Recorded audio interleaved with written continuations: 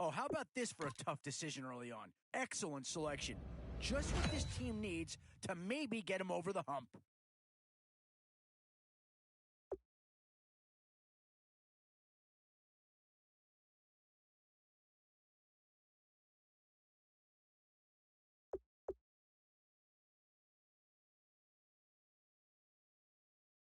Yeah, not too much analysis needed here. This is quite a get at this stage of the draft. Oh, no need to worry about this guy. Just plug him right into a starting role, and he'll be a massive upgrade.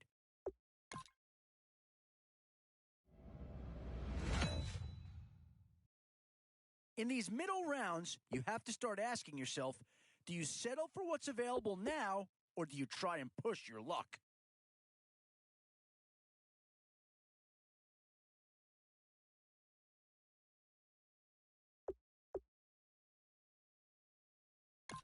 Oh, no question that this guy's going to grade out as a huge impact over what was there before.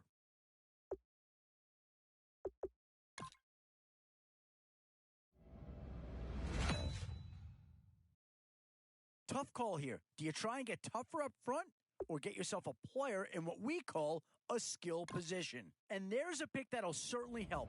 Maybe not an impact signing, but you're not going to hit a home run every round.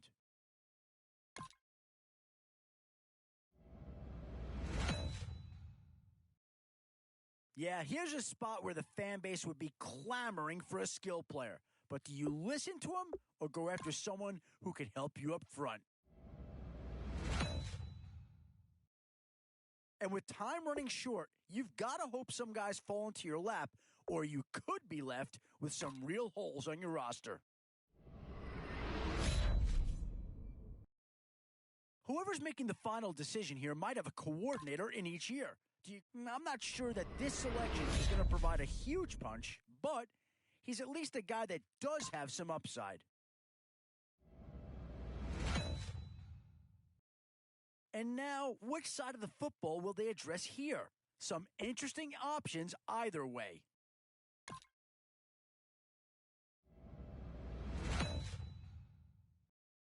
Still a few holes on this roster and not a lot of time left to do anything about it.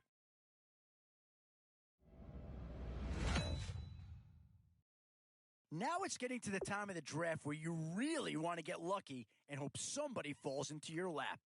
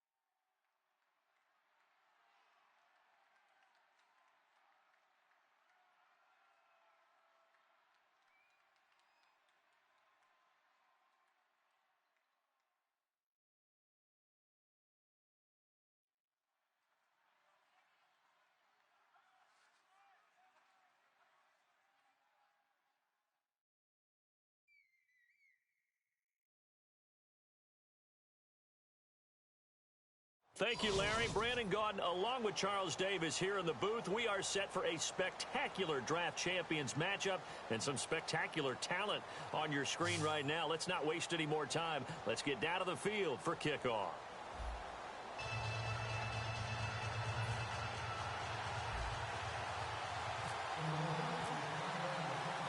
And it's the birth of a new club as we're underway in draft champions. This will be taken in at the 1. They'll bring it back to just about the 25. Call it the 24-yard line.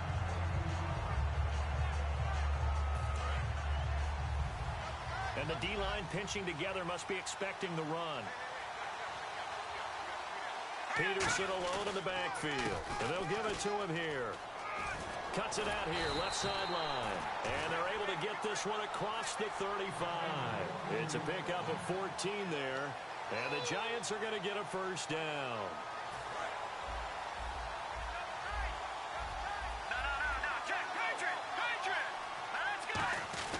They run again on first down, Peterson.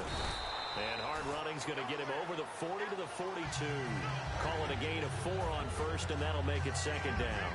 Not a run that you're going to write home about, but still a good first down run. That's what an offense calls staying on schedule. 3 to 4 yards on first down, you're set up very well for the rest of the drive. Let's go.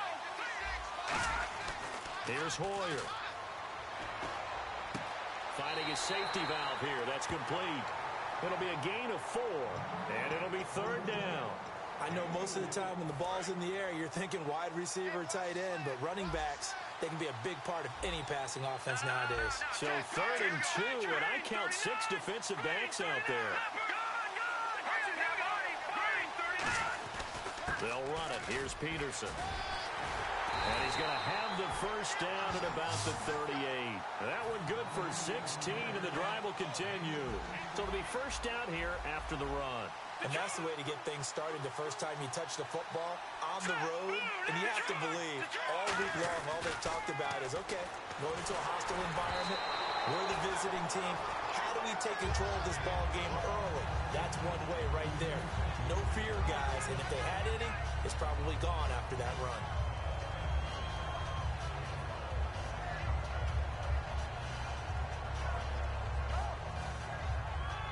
So they're still at the original line of scrimmage here. Second down and 10.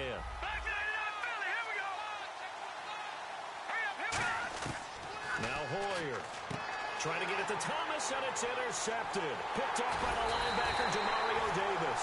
And he's going to take this one back to the 37-yard line.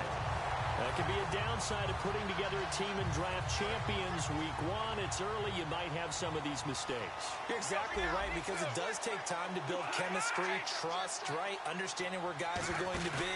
And I think that's what led to the interception. They just don't know each other well enough yet. That should build up as the season goes on. It's a 6-yard gain on the ground, and that'll make it 2nd and 4. First play of the drive, let's give credit all around. Excellent blocking, but the guy carrying the ball, he was the finisher. A really nice run. Forced out to his left. And he's just going to throw this one out of bounds here. Nowhere to go with it. Incomplete. Not too many things get to a quarterback of this magnitude, but I think it's safe to say that pressure can get to any quarterback. Now, he's obviously a great franchise quarterback, but felt the pressure, threw it incomplete. And the reception made over the middle. This is Bolden. And the broken tackle helps lead to a first down gain. An ex-teammate used to tell me all the time, I hate experienced quarterbacks because no matter what, you really can't hide what you're doing. And I think that right there, he knew right away where the blitz was coming from, where his primary guy was going to be, and he ended up going to a secondary target for a nice game. And now a fumble. Brady loses the football. So it goes as a fumble, but the key thing, not a fumble loss. Yeah, that stat's big, isn't it? I mean, I remember watching teams play. The ball might be on the ground a number of times during the game, but if the other team doesn't get it, That's a huge difference in the ball game. And in this case, they were able to retain possession. Back to the ground, this time with Gore. And he's going to fight his way forward here for a modest gain. 7 yards on the carry. Make it 3rd and 4 coming up. On a 2nd and long, it's really nice to see an offense that has enough confidence to run the football in that situation. I think that goes back to their practice and game planning. They've seen things that they've seen on tape and in previous games that led them to believe that even in a long-distance situation, they can still run the football and gain enough yardage to put themselves in a good spot on 3rd down. On 1st down, it's Gore. And he'll get a couple here down to the 22. The tackle was made by Michael Bennett. Well, I think we know by now that every run is not going to be broken and get all the way to the end zone. But these short ones still have their value. You can still set up the play action and throw the football. You control the clock because you have the ball and they don't. And often the physicality sets the tempo for the game. And now the passing game here in the 2nd quarter starting to heat up a little bit. Don't you feel the rhythm starting to happen, right? You see it. Now the confidence is starting to rise. I think now as a play caller, because that has happened, you leap. And he'll take it into the end zone for an Eagles touchdown. Richard Rodgers, a 5-yard touchdown. And the Eagles are able to cash it in for 6.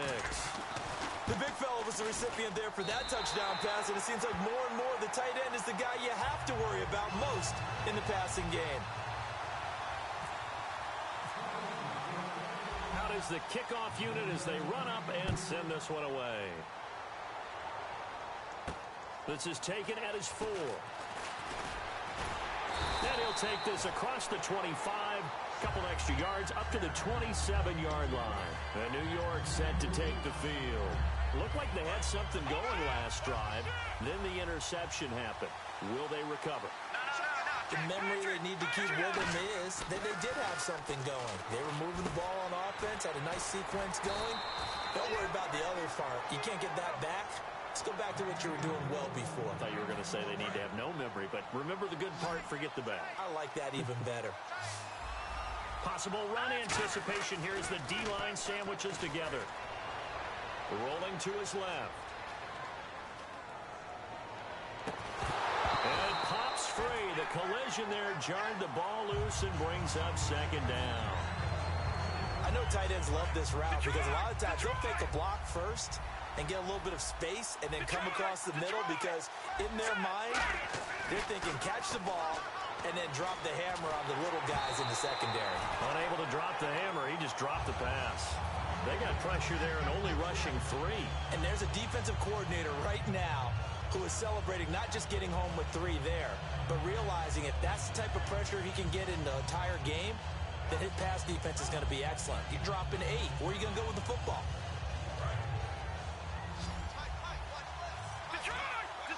They come out 5 wide, 3 of them to the right side. Hoyer.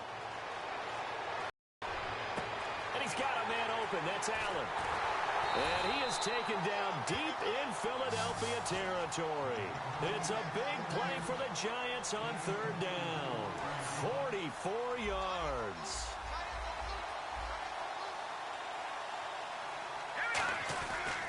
First down, here's a run with Peterson. And stopped a few yards shy of the goal line at the 3. It's a nice pickup of 12 yards, and it gives him a 1st and goal. I thought guys that were over 30 weren't supposed to run the football this well in the National Football League.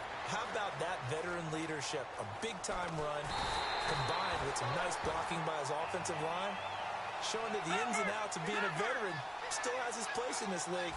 His odometer is not totally turned over yet.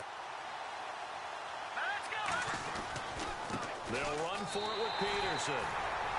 And he takes it into the end zone for a giant TD. Adrian Peterson taking it in. And the Giants are an extra point away from tying up this football game. And this one through the uprights and good.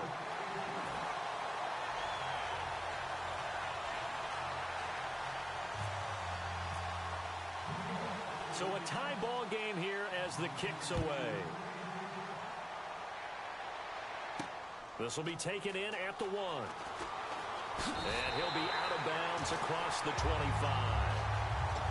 Philadelphia getting set to take the field.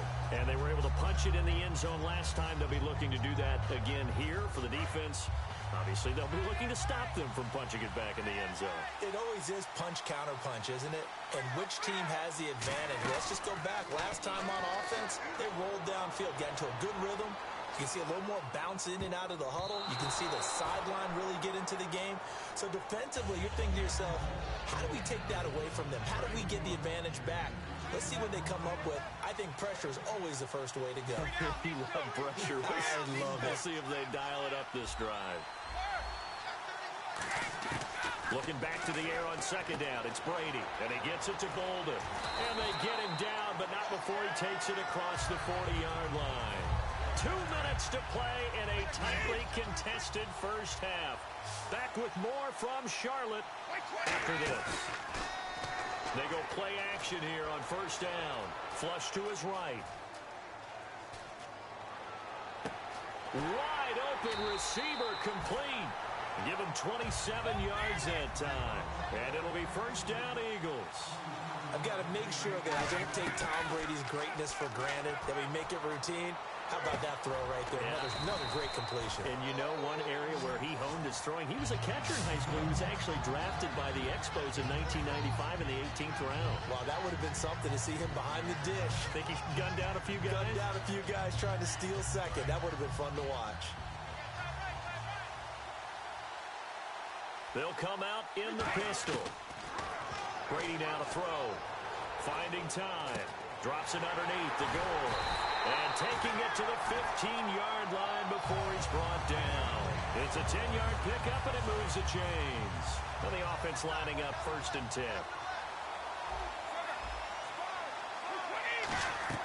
Into the red zone, it's Brady. Dancing to his left. The throw to the left side, caught by Coleman. Give him a couple on the catch. It's 2nd and 8.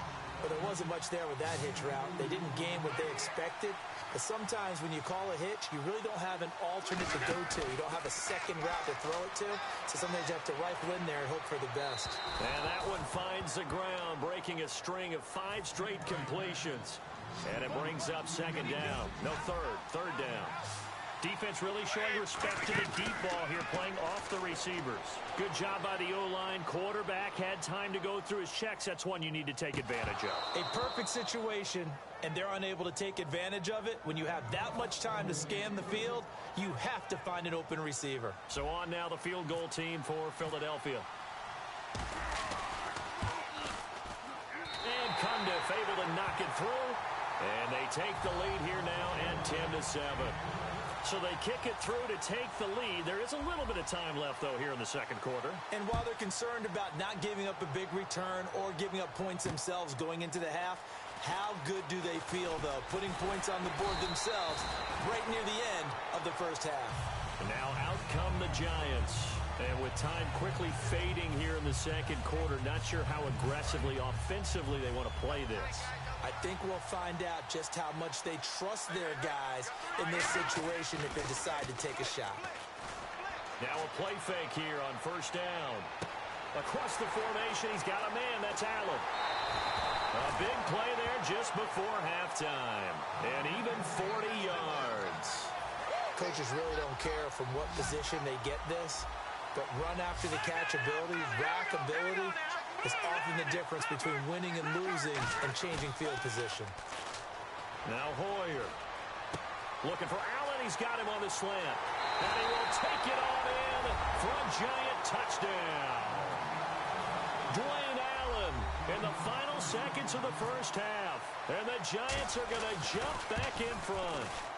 Well, someone has a sense of the dramatic here, don't they? Scoring this late in the half to take the lead going into the locker room. Now they just don't want to misfortune on the next kickoff because there's still a little bit of time left on that clock. Yeah, you do have to bring that up, don't you? In the NFL, every play is critical.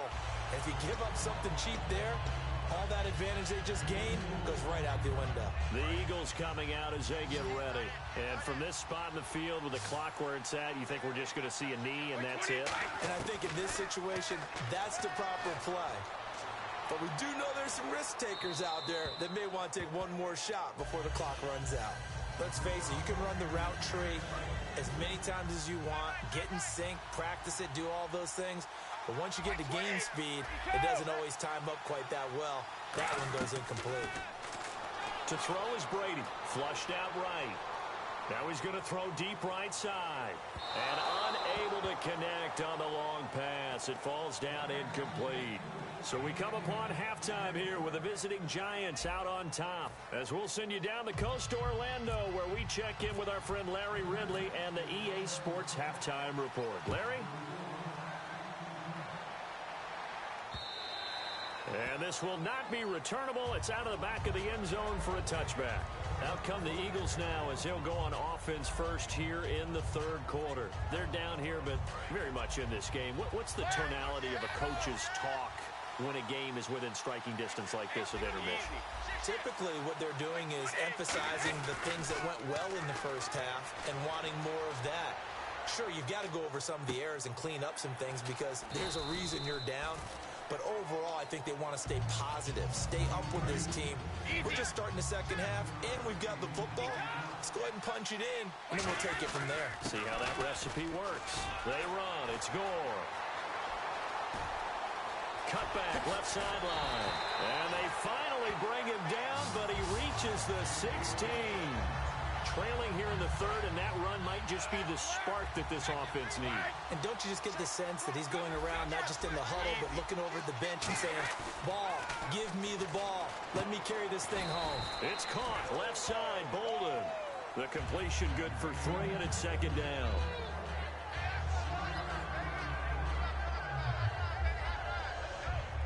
Completed pass play. Now let's see if they go back to the air or to the ground.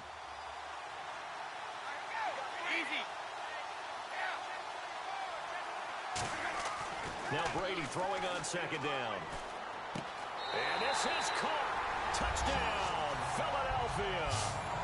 Richard Rodgers, a beast in the red zone with his second touchdown of the game. And the Eagles have retaken the lead. It's good, and they'll take a 17-14 lead.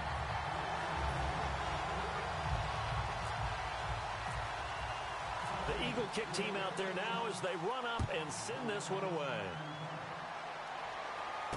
This is taken at the 3. And he'll take this across the 25, a couple extra yards up to the 27-yard line. A look at the offense now here coming back out on the road for their first possession of the second half. They're down in this game. A chance for the offense, though, to put something on the board, get some momentum here in half 2. Try and get things kick-started for them. And you know at the half, they discussed how they were going to get that done. This is where scripting comes into play a lot of the time. How many plays do you script coming out of the second? Most of the time in the first half, you're scripting 12 to 16. I think in the second half, you're really scripting more like 8 to 10.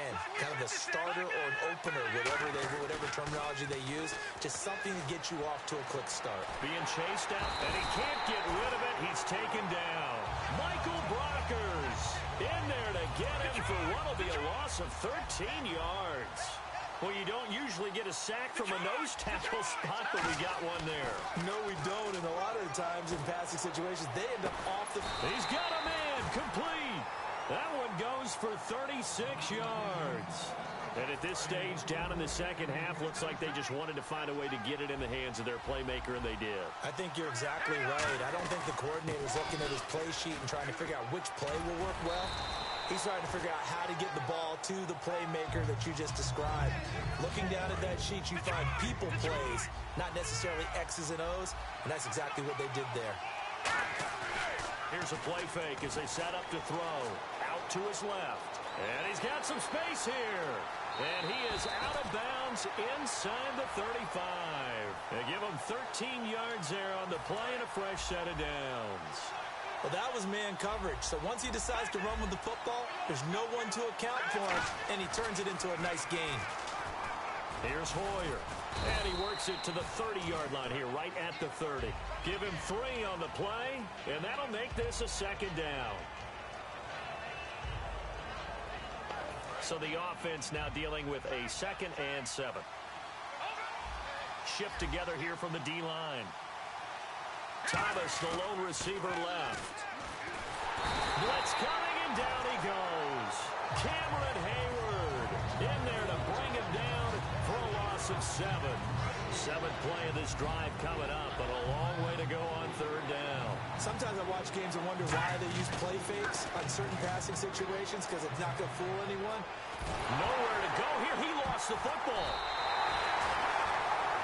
And we're back now in Charlotte. It's been a very hotly contested game to this point. Just a field goal separating these two teams as we get set for the 4th quarter. Here's Bradley Pinion now, as he should be able to pin him back deep here with his first punt.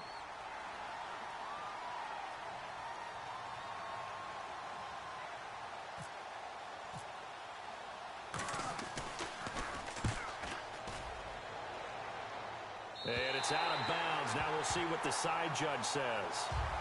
He says out at the 8-yard line. Philadelphia getting set to take the field. And they'll just simply be looking to build off the confidence of the last time out where they scored a touchdown. And confidence is powerful, isn't it? When you scored once, you feel like you can go back out there and get it done again. Doesn't matter what the defense throws at them. They feel like they're in a groove right now, and they want to get out there and show it. Yeah, hoping to stay in that groove here this go-around.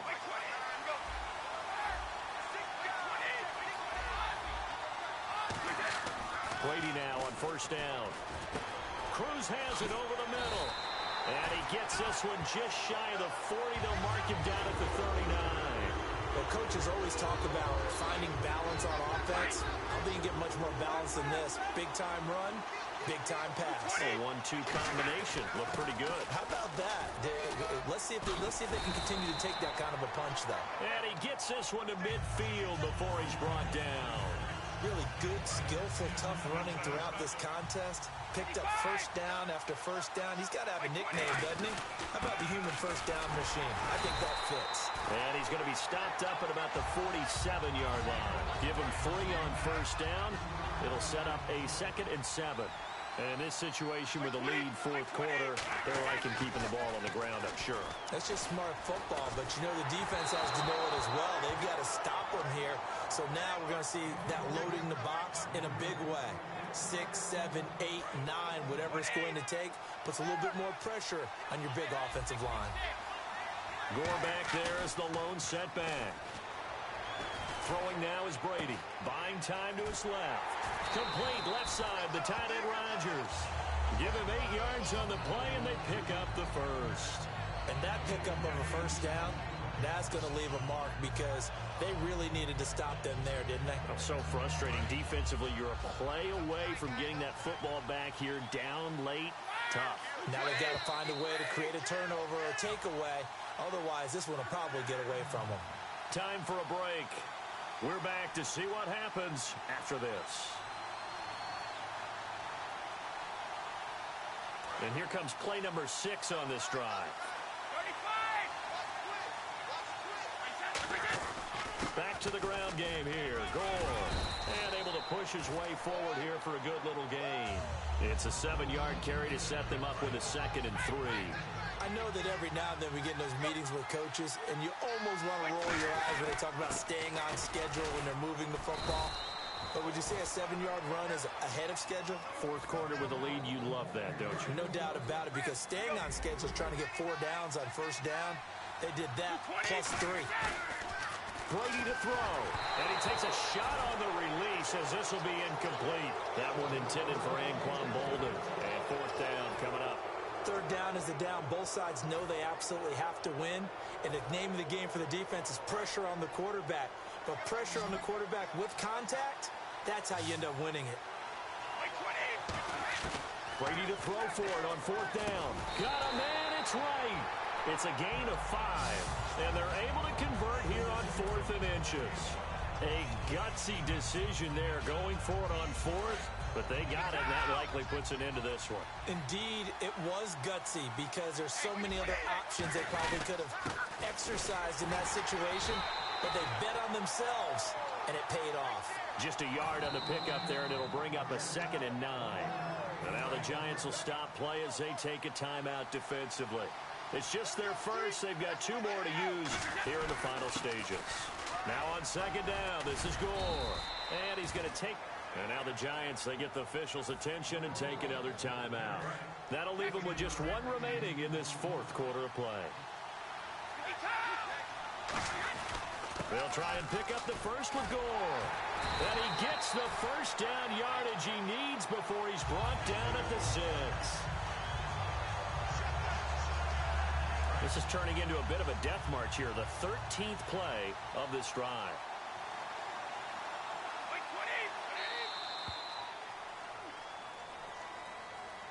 Well, as always, partner, an extreme pleasure to share a booth with you.